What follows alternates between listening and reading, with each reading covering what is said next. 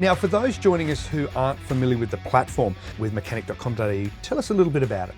So Mechanic.com.au was started in 2017, and as you know, I'm an automotive technician myself. So the problem that I had back in 2017 in the workshop is doing diagnostics, trying to solve problems with vehicles.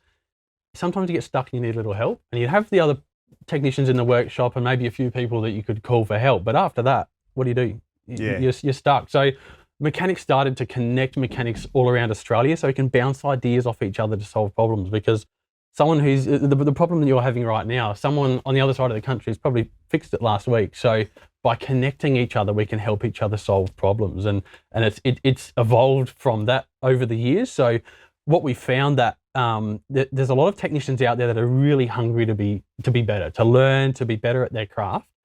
So over the years, we've provided a platform that helps facilitate that. So it's evolved into career progression, career development, education, training.